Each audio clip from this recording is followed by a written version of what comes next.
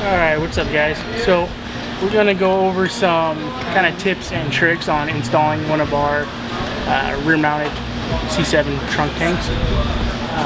There's not really a good way, like a how-to on this, just because there's so many variations that you can have with it. But we're going to go over kind of a couple of tips and stuff that we do when we're installing them in-house. They're, like I said, they're a little in-depth, and there's a lot of different variations you can do.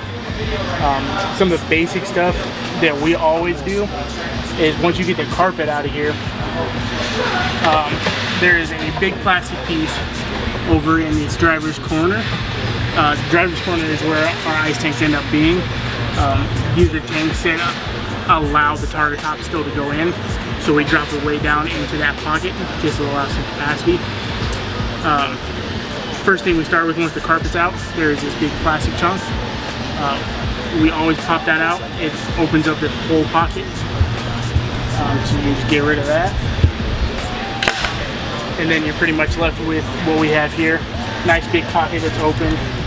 I always run the relay. I always just pop it onto one of the bolt holes that are already here. Run power and ground. Normally pop an adder fuse into one of the key-on fuses. If you have like an alcohol control meth kit, there'll already be one in. You can tap into that, that works perfect. And then once that's in, you will have your nice piece of carpet out over here. And this whole corner of the carpet has the lid. It's going to have to get cut out so the big tank can actually sit all the way through the hole. The good guideline on where to start with this is I normally just follow right out the crease. That is a nice place to cut, right out. And then same on this corner. I normally try and follow the crease around, and that's my starting point. Once you have those two pieces cut, this plastic has a couple of glue spots that hold it on. And once it's cut, it'll just peel off the bottom of the carpet. Like I said, that is a good place to start. There's a little bit more trimming once you actually have it in, just to make it fit right. So I'm gonna go ahead and get that cut, and then we'll jump back when I have it back in the car. Alright, so another step I like to do before I actually get the carpet installed, it's a little bit easier with the carpet out. You don't tear the carpet up as bad doing it this way. I get the tank side in here with everything else out carpet wise. I get it up here on the stud and kind of get an eyeball on where the nut zert's going to need to go for the tank on this side. And I like to make a nice mark about center of the slot, and then I go ahead and pull this back out.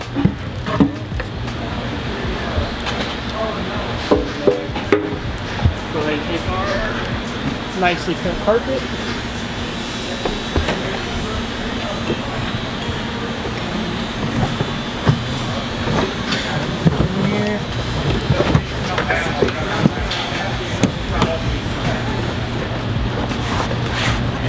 Do our first test fit. Here's the piece that we ended up cutting out. Like I said, it's just held on by glue, and then I do one nice cut on the edge just to get rid of all this towards the back. It'll rub on the tank real bad, so it's worth just getting it completely gone. This will fight you quite a bit, but if you take your time, it won't rip any of the carpet up. It will release off of it nicely. The carpet, where we like to cut it, we kind of start a little bit small, just because it's easier to take it off and try and put it back and make it look nice. So with there, go ahead and test fit our tank again. This is the semi-tricky part, is trying to get our tab underneath the carpet at the same time as installing it.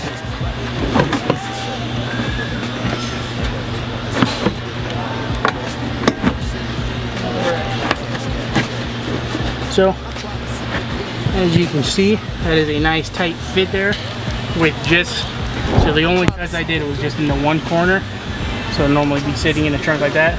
I take the one corner off and then just rip it all the way off the carpet around. And you end up with a nice tight fit. If your carpet is a little bit too tight, because obviously all carpets kind of fit a little bit different. Once I get the carpet tucked in here, I like to take a razor blade and actually trim it against the tank. That's how you're going to get the absolute best fit. So it'll be, you're going to want to get yourself a nice sharp X-Acto knife and kind of just follow up the edge. And as you make your way through, it'll kind of relax the carpet a little bit. And you see, as soon as it made those 2 cuts on the sides, it allowed the carpet to actually lay flat and that flap to come up.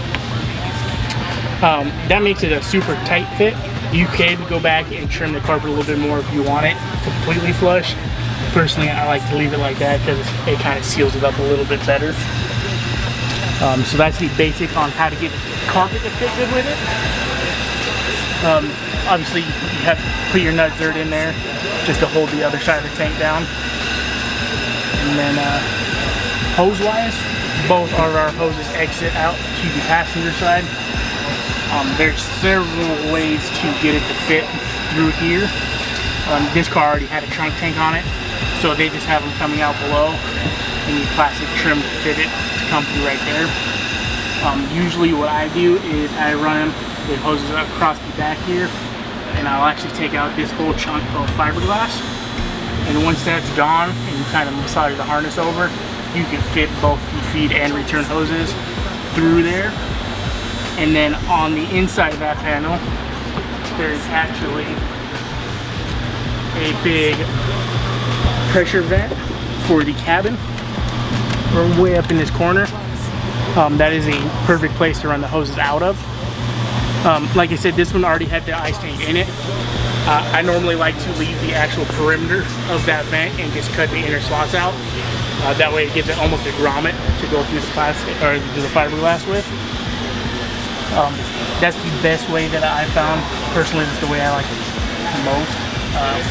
Everything fits nice that way. There's definitely a good bit of cutting that you have to do. Like I said, through this, I normally follow that top edge just all the way out, pull the harness back a little bit, and then both the hoses come up nicely through there. Once you have that done, you can just take this corner piece and kind of fit it up to your hoses and take your time and make a nice cut off this back edge, and the hoses will nicely go up through and disappear. So that is the basics. Like I said, there's a million ways to do this tank. We've seen it done a million ways. That's just how we like to do it here and how it comes out cleanest. All of it with cutting and everything is like I said, always easy to start a little bit small and tight on everything and work your way up, and you'll end up with a nice clean fit on everything. So,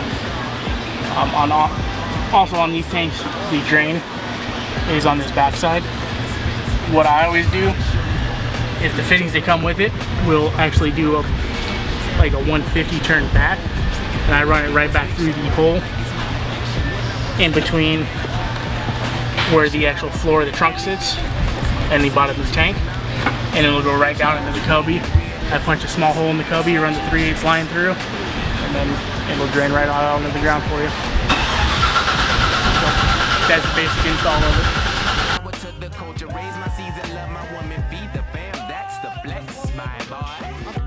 I'm trying to see you billion, nothing less.